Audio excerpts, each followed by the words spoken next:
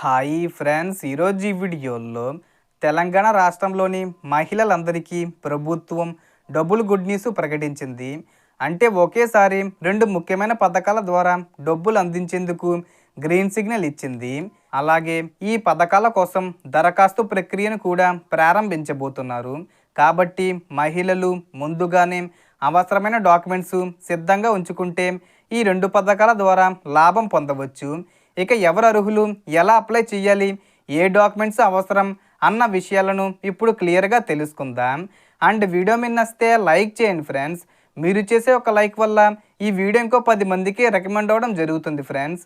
So దాని ద్వారా ఈ ఇన్ఫర్మేషన్ అందరూ తెలుసుకోగలరు. సో ఏమాత్రం లేట్ చేయకుండా వీడియోలోకి వెళ్ళిపోద్దాం. సో మొదటి పథకం కింద పెన్షన్ పెంపు ఉంది. ప్రస్తుతం మహిళలకు సుమారు 2016 రూపాయల పెన్షన్ వస్తుండగా దీనిని 4000 రూపాయలు పెంచుతూ ప్రభుత్వం నిర్ణయం తీసుకుంది.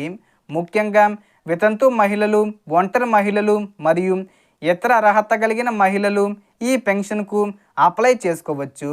ఇప్పటి వరకు అప్లై చేసే అవకాశం లేని వారికి ఇప్పుడు అవకాశం కల్పిస్తున్నారు. ఈ మే నెలలో 31వ తేదీ వచ్చేలోపు దరఖాస్తులు స్వీకరించి తర్వాత పెంచిన పెన్షను అమలు చేసే అవకాశం ఉంది. ఈ పెన్షన్ కోసం ration card, Aadhaar card, bank account వివరాలు తప్పనిసరిగా ఉండాలి. ఇక రెండో పథకం కింద 18 నుండి 55 సంవత్సరాల మధ్య మహిళలకు ప్రతి నెల 2500 రూపాయల చొప్పున సంవత్సరానికి మొత్తం 30,000 రూపాయలు అందించనున్నారు. ఈ పథకానికి కూడా ఈ మే నెలలోనే దరఖాస్తులు తీసుకుంటారు.